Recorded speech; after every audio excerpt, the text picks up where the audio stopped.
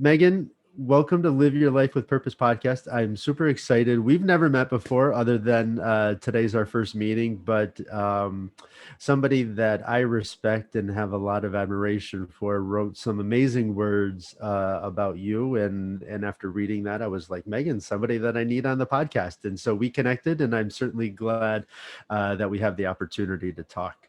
And so you were just saying, Crystal, somebody that you admire as well. How has and I know she does a lot of work with with Baypath. So how has your kind of interaction with her helped you? Well, thank you so much for having me, Scott. I'm so excited to have this discussion with you. Yeah. And Crystal has just been a constant source of inspiration at Baypath for everyone. I think my sophomore year, she invited me to a dinner at Girls Inc. They're having a little charity event.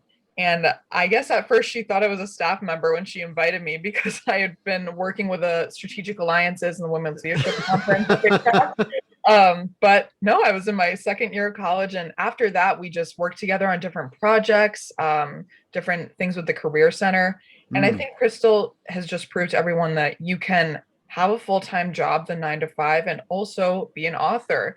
You can also be a poet. She does all these things at once. So I've really been inspired by her to just know that whatever career I end up in, I don't just have to do that. I can do so many other things too. So Well, yeah, and Crystal's a great example of, I'm sure, and I don't know this because we didn't have that conversation, but the more that you do for yourself that fuels, your flame inside, that fuels your passions and your purpose, you get energy from doing those things versus having them drain your energy and feeling tired. And so, if sitting down and writing a novel every day seems like daunting, it is going to be, but what else would you be doing? And so it's like, okay, if you dedicate an hour a day, maybe half an hour a day, whatever it is, you know a few months down the road, you're going to have some semblance of some great work that you didn't have before. So it's an amazing thing to just create, and I think that that's really where we can have fun with passions and purpose and things that drive us, so that we stay energized. oh yeah, definitely. I feel like once the pandemic began, I was back at home. I was like, wow, I have all this free time that I didn't feel like I had before. Yeah. So I was just discovering new things that I loved and reading more. Just I used to love reading when I was younger, but when you're in college, you're reading textbooks and novels. You have enough to read. Yeah, You you don't have want to enough do to it for read. enjoyment. I know, right? So finally I got to do it for enjoyment again, which was so nice. And I just started painting again and just all these different Oh, things that wonderful. I had done when I was younger that you kind of just chalk it up to being, oh, well, now I'm an adult. I don't get to do those things anymore. But no, you can. And it's awesome to explore all that And creative side. you should. And the funny thing that as kids, right, we do all of these different things and explore all of these different areas to see what we like. But why do we lose that as adults? Like, why do we stop? Like, oh, maybe I want to do that. And but a lot of times, if you don't have anything that gives you enjoyment or gives you some passion, then you come home from work and you're exhausted and you feel like you need to decompress and to take a break and to let everything go. But that's not fun. That doesn't make us feel good. Oh, It's good to keep moving. It's good to keep doing all of these things for yourself, right? And it's just a matter of, people talk about self-care, and I think that this is where we lose sight of that, because self-care doesn't have to be going to the gym. Self-care can mean 30 minutes of reading a book. Self-care can mean 30 minutes of painting. It can mean so many things to so many different people, as it should. But that's what it is. Things that just give you enjoyment. So I love that. yeah. I feel like the standard of self-care like is really low sometimes because sometimes people are like, oh, self-care, take a bath. And that is great. But it's more than just the things that we should already be doing for ourselves. It's like Mhm. extending that, doing things that we want to do that make us thrive. So, Well, and it's like, do you have a hobby?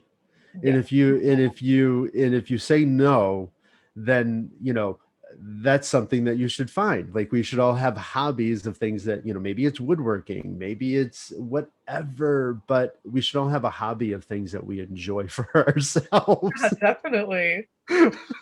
No need to lose that. But so, I'm very interested in talking about obviously your college career. Not only were you very, very active and did a lot of things, and I think, finding some of your own purpose and passion, and maintaining that, but also being a student through COVID and being a college student like that, what was this whole experience like for you? Yeah, it was it was pretty wild. I just I was expecting for us to go on a 3-week break, like the school said, and then all of a sudden we were home for months. Now, Um, was this your senior year? Was it what? so I was in my junior year when COVID started, and now Gotcha. I'm finished up. So I'm graduating in a few days, technically. Oh, Um, congratulations. That's Thank amazing. That's you. awesome. Yeah. Yeah, so during my junior year when it all shut down, it was like I was on spring break in Arizona when we heard about it. So I was like, okay, whatever, this will be fine. I'll go home for a bit. But for me, remote learning at the time when it started was really nice because it gave me a chance to finally slow down. I Mm, had been very go, go, go my sophomore and junior years because I took time off from school my second semester freshman year when my brother passed away. So I'd already mm, kind of had an interruption to my education. And after that, I was trying to do as many courses as I could and extracurricular so I could graduate on time. So the pandemic was almost a blessing in disguise because it forced me to slow down and spend time with myself and just relax. And once classes ended, COVID was strange because I was thinking, okay, what do I have to do? But then when we started up like my senior year, I was getting a little bit tired of the remote learning. It is hard. You have to really motivate yourself to get on your computer for sometimes 6 to 7 hours a day. mm. And sometimes three Yeah. of those hours might be on Zoom. I had one class that was a 3 hour class. Thankfully, we had a 15-minute break, but I was on camera for almost 3 hours just for that one course. So, which I, is which is a lot, you know what I mean? It really is a yeah, lot. I mean, it's necessary. That's how the class, you would have been sitting in class, and doing all of that, so yeah, it's necessary. But it's also hard to pay attention, right? Like, it's hard to look at a screen for 3 hours and absorb like you would interacting in a classroom. So and if your professor wasn't comfortable with Zoom, it could have been even worse. it you, was you know? hard. And I understood the professors. Like, I mean, I never used Zoom except for webinars, Yeah. for my work, but I'd never used Zoom like for meetings until the pandemic began. So I understood we're all figuring out this technology. We're all learning every day. But I think for me, the thing that made me pay attention the most in class is if the professor would make a joke or another student would make a joke, if we could all laugh together, that would get us all paying attention. We're Mm. all in the lesson. So I think that was one of the best parts about the Zooms. And we could laugh about, oh, remote learning or someone's child would run into the Zoom and different things we would enjoy. So that That's would great. kind of keep me motivated a little bit. But I would definitely I would not be able to sit in my bed and do Zoom or else I would be falling asleep, Well, and so there's another, kind of great example. Yeah. So we're all working from home, and even just for myself, it's my wife and I, but we don't both have an office in our house. And so it's like, how do you make space? Who's working in the dining room? You said, laying on sitting in your bed, being on Zoom for 3 hours isn't the most comfortable, best environment for you to be doing that just in general. And so it's a tricky situation that had to all come together, but it's difficult. Yeah, I think it's hard. And especially for the months that I was living at home, my parents had to get used to the fact that I might be on a call. So even if my door is not completely closed, you can't really just walk in and say hi. So we all had to learn to respect each other's space. And then when I Yeah. moved into the dorm, even then there's neighbors knocking on your door and you're like, oh, I'm in the middle of class. So Hmm. it's hard because yeah, it feels a little more private because you're always in your own space during class, but then it's also not private because there's people around you coming in. So I did really miss the in-person classroom setting. But I do think it was nice at the beginning of the pandemic to get that little break. So Yeah. Yeah. it's hard. But I think I've adjusted to it. I think for me, a hybrid model is like the optimal thing. Mm. I would love a hybrid model for work or school. So Yeah. Yeah, I agree. It's nice to have the interaction, with face to face with people. But sometimes you can just get so much more done when, you're not always interrupted, and you can, work from home, and save some commute time, save some time here. So there is a lot of benefit to this, which is, I'm excited to see where it goes. I know there's a lot of work in order to get there. But no, so even during the pandemic, there's a couple things that I obviously want to talk about, during the college career, but mental health for you during the pandemic and through college, how did that affect you at all? Did it affect your space, and how did you maybe handle that? Yeah, I would say at the beginning of the pandemic, I definitely had a different type of anxiety that I had never had before. And I think we were all experiencing it. So that's what helped me the most was finding other people that felt the same way as me. Hmm. I'm watching the news every night because I want to keep up to date and know what's happening. But I've learned for myself, for my mental health, I can't watch It's more. not good for you all the time, No, right? no, and especially when it was an election year on top of the pandemic. So I was like, I Yeah. can't watch more than like 20 minutes of news a day. I can't even watch like a whole hour, depending on what the content is. And I feel like last year, it was like always another special report interrupting even a fun entertainment news show, So Yeah. it was always something negative coming in. So for me, I really tried to just back away from that. And just sometimes just like literally maybe for a whole day don't look at the news, and yeah, you might miss something, but I think even with social media we always want to keep up to date, but we also have to be okay with missing something. Like Hmm. it is fine to not know what's going on for a few days. Yeah. So I definitely had to deal with that, but I was glad that there's other people that were experiencing it and people were being open about their mental health more than they were in the past. So I think that was really helpful. Yeah, I think one of the great things that are going to come from this, I think, is just more and more topics on mental health and Yeah. conversations and all of this, because, the more that we're able to talk about things, then the more we can heal from them. I was just, I had a conversation with somebody.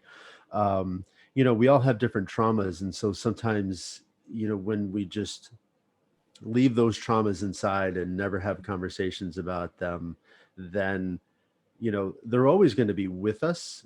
But if we just kind of push it down and never deal with it, then we're always dealing with some effect of it, versus Yeah. just having conversations and then just being on a path to kind of what you want, and not letting this trauma define you, such as, we both experienced loss. We were just talking about the Yeah. fact that I've lost both of my parents at early ages, and you've lost a grandparent and a brother, Yeah. and so, how, I mean, during college, to lose a sibling has got to be such a horrible experience, but then pick up and be like, okay, well, I'm going back to school. So, I mean, how was that whole transition for you, and how did you, just, I would imagine, even find some of the will to then say, I want to go back to school? Because Yeah.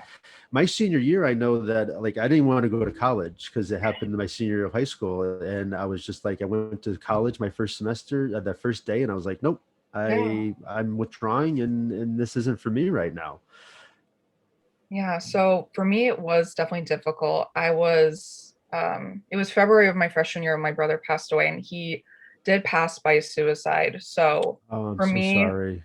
thank you, thank you. But I'm really open now to sharing that, just because, like we were talking about with mental health, we need to share that it happens. We need to talk about it. So for me at the time, it was interesting because I was a psychology major. And, I remember the day you passed away, I even said, I don't even know how I'm going to do psychology anymore. But I pushed it to the Yeah. back of my mind. I took the rest of the semester off, did some summer classes, and I went back in the fall, full steam ahead into all these psychology courses. And thankfully, a lot of my friends, my main support group, were in these courses with me. But they helped me realize that this was not going to be the career path for me, not just because of what had happened with my brother, but it just wasn't going to be what I was passionate about. And I decided to switch to being a professional writing major. Hmm. So, in a weird way, my brother passing away kind of helped me decide what the right path was for me, and it helped me find other purposes in my life. That first semester, I did the Out of the Darkness walk, which the American Foundation for Suicide Prevention does all over the country, and we Hmm. raised like $1,700 just That's for our. fantastic. So that was something at that time, that's something that gave me purpose. My first semester going back, something else I could focus on outside of school. But that was really difficult going back, and you're around people and you don't realize how common it is that people ask you when you meet them, "Oh, do you have any siblings?" Mm. It's a common question when you're getting to know someone. And I'm not mad at anyone for asking, but in the beginning it's hard, you know. So, and he was my Yeah, only it's sibling. yeah, like all of a So, sudden you know, it's like yeah. you get to share when you want to share, but now you're put into a situation where you're meeting people, and at your age, that's one of the when you get older, it's like, well, what do you do for work? And it's just like, well, why Yeah. am I defined by what do I do for Yeah. work? Like, can't we just talk about something else versus what I do for work? And so that's just Yeah. where yeah, some of those people don't know what to say, so it's just like, oh, well, you know, how do you have, you know, like how many siblings? But for you in this Yeah. very raw state, you know, it's like bringing that up, and it's like, I don't want to talk about this right now. Yeah, So at the time when it first started, it was hard. And sometimes then they ask, "Oh, how did they pass?" Because I even had one person ask me, "Oh, was he older or younger?" And he was younger. He was 15. So it is hard to say that, because when you reveal to someone that a 15-year-old has passed away, it's very like jarring to them. Like, mm. okay, And something then it's bad like, oh, happened what there. happened, you And it know, it kind of was reveals to them, okay, something went wrong, like car accident, drug overdose, suicide. Those are the three things that you would think would happen, you know. So, and I sometimes I tell people if I feel comfortable, if it comes up in conversation, and sometimes I don't tell them how.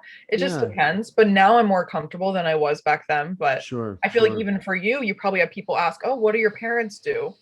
And you couldn't, you know, always be able to give them that answer. It So, is, and it's such a weird feeling to then like feel like you have to explain something, you know, yeah. and people don't know, and it's not like any fault of anybody's, Yeah. other than the fact of we should all be cognizant of the fact of in any point in anybody's life, we just have no idea what they're going through. And so somebody, there's three stages. I'm a firm believer that we're either coming out of adversity, heading into adversity, or we're in the middle of adversity. Yeah. Like there's always something that we're going to have to deal with in life, and nobody gets out unscathed.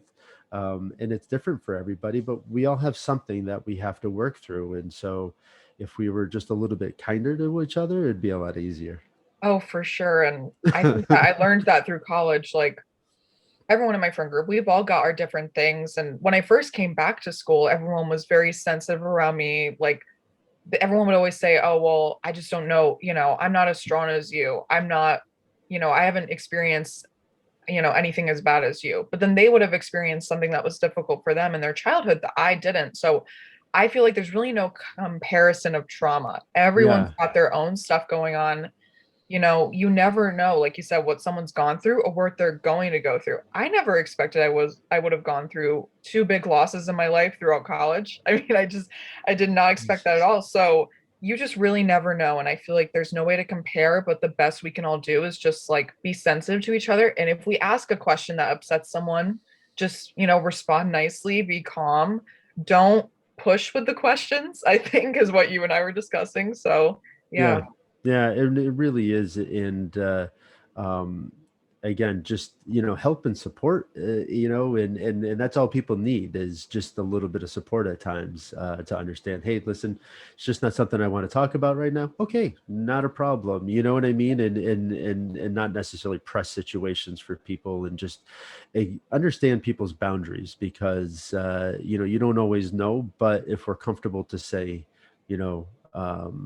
You know, something to along the lines. And maybe there's a day that you don't even want to talk about it right now. You're just like, hey, you know, yes, I have a brother. I don't feel like talking about things right now. Just please respect that. You know, however we say that, Yeah. you know, it allows for, um, again, just understanding where we are and what we want to do. Yeah, that's the thing with grieving too. Like, it never ends. It's gonna be a cycle that I'm going through for the rest of my life that we all go through, and we grieve different things like divorce has grieving, all these different things. So, some days, like the other day, my mom, mentioned my grandma and it just made me cry in that moment. But other days, I might be able to have a full conversation about her and be laughing and smiling. So it just depends where you're at. And I think we're all grieving different things in our lives. Mhm, So just mhm. understanding that of each other is really important. Yeah, there's not a day that goes by that I don't miss my mom and dad. I have pictures of them, as I'm sitting here, having this, I'm looking at pictures of my mom and my dad, and, they bring me joy, they bring me happiness. But there are times that, I'm super sad. And I'm an emotional person anyway, because, I could be watching a Hallmark commercial and, I start to tear up, and my wife is like, "Are you crying?" And it's just like, it got me. Like, Yeah. what can I say? I have a lot of empathy, and so I take on a lot of different emotions, and those things aren't ever going to go away, and nor should they. I don't want them to, but I understand how to deal with that grief now, and I think that that's just where, for me, therapy has helped. Oh, yeah. Sharing my story and just talking about things just helps, right? So the more that we can just have conversations and share things when we want to, it allows for that, just kind of healing to take place.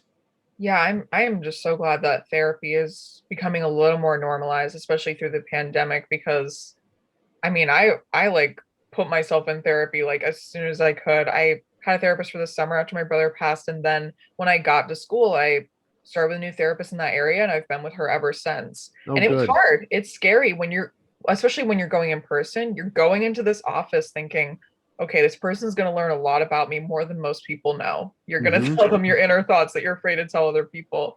But after that first session, if you form a bond with a therapist, it's so worth it. It is one of the best things you can do for yourself. And I'm going to continue with therapy as long as I feel like I don't go every week anymore. I've Yeah, gotten well, and that's the thing. You can adjust it, yeah. and as you move, but there's an amazing experience being able to talk to somebody that you don't know, that has your best interest at heart, and wants to just give you an unbiased opinion. Now, I have talked to a lot of people that have had not so great experiences with therapy, and so just like anything else, it's a matter of finding the best fit for you, right? Like, Yeah, and so if something doesn't feel right, and you're not connecting with somebody, try a new person.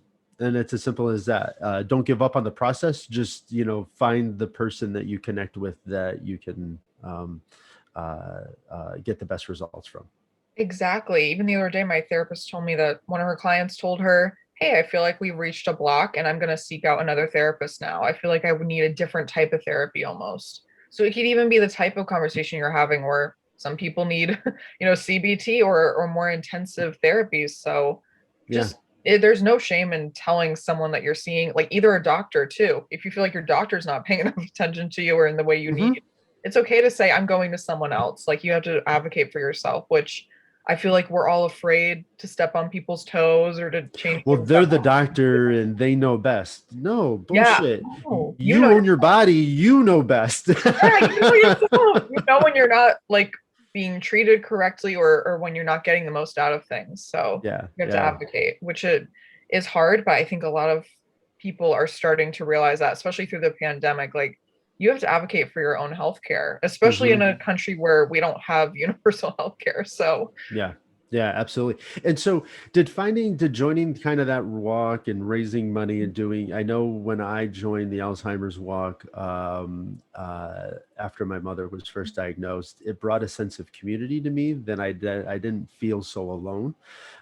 Even though throughout this process, it was a very lonely type of experience, but it helped to know that there was a community for me, and I got involved in that community. Did that happen for you? yeah, I really enjoyed seeing people from my life that I didn't expect come to the walk and be on our team. Mm, The people that maybe I wasn't even that close to, or my brother's friends that like I hadn't seen in years, and they came, and my mom's friends, and it was just amazing to see everyone come together. And there's a picture of our group from that day, and I mm, haven't seen some of those people since that day, but it still means so much to know that they came. yeah. And even some of my new friends, because I was still only a year into college at that point, and a bunch of my Hmm. college friends came. So for me, I found community knowing like the people that are in my life, like the ones that want to support me. I was in different support groups on Facebook in that first year, just people sharing their stories of sibling loss, specifically siblings that have passed by suicide, because it's a very specific, Yeah, group yeah. of people in there. And that did help me in the beginning, but I decided to leave the group later on, thinking, okay, I just don't want to be in this group anymore. It served me well at the time, but I felt like Yeah. I just wanted to move on and not see those stories every day because I think Well, it's really because then it helpful. can start to have the reverse effect, right? Yes, it did. It can, yeah, It did. It really did because I mean, people join the group sometimes within a week of their loved one passing. So they're coming in there really intense, really emotional, which I understand. But I was thinking, wow, I can't keep going back to this place every day and seeing this. mhm, But I can always pop in there from time to time if I want, but I just don't go in there often. yeah. So yeah, I didn't end up making any like necessarily friends through that walk that I didn't already know, but it was Sure, but nice it's just being there and seeing all the people that came out.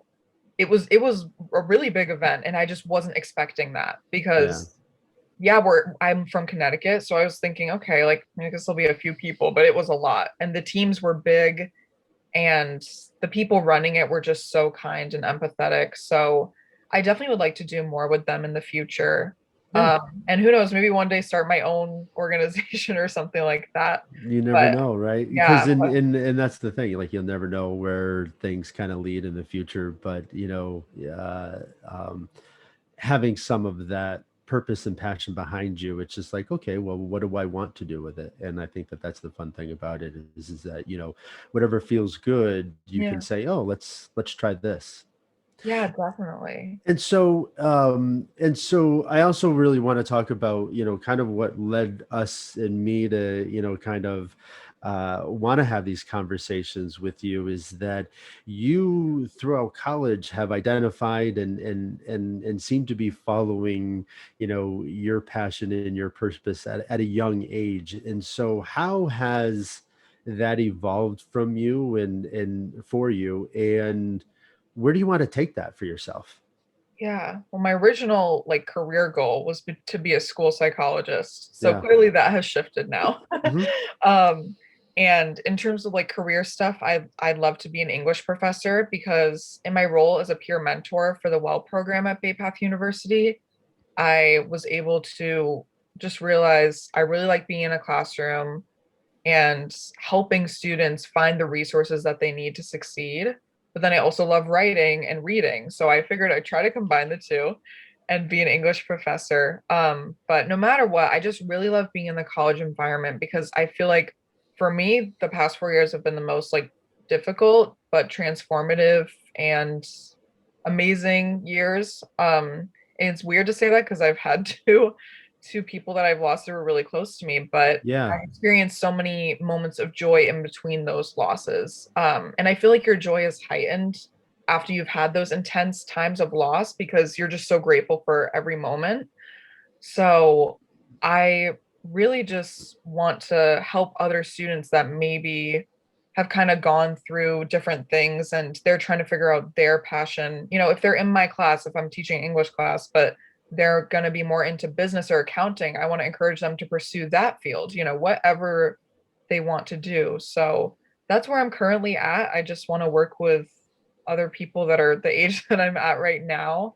But we'll see where it takes me. And like I said earlier, in terms of like what Crystal does, I'd love to, write a book someday and publish different essays and different things. So I'd love to do that on the side as well. Yeah, and she's an amazing mentor to just have all of that. When I was interested in writing my first book, she certainly took time to say, well, here's a process to kind of begin that journey. And so I applaud and commend you for, wanting to give back, especially now identifying to a group of individuals, right? Like students that are so impressionable and it's such an impressionable time in your life to then be a mentor, be a role model, and want to help this group of people through this period in their life. And so thank you for that.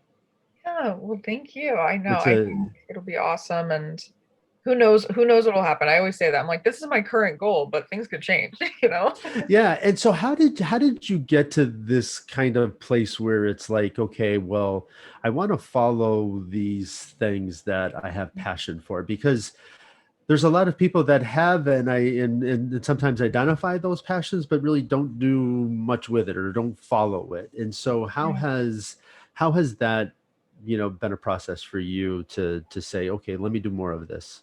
Yeah, I think, I think about my brother and I'm like, okay, what would he want me to be doing? Like he'd want me to be enjoying myself.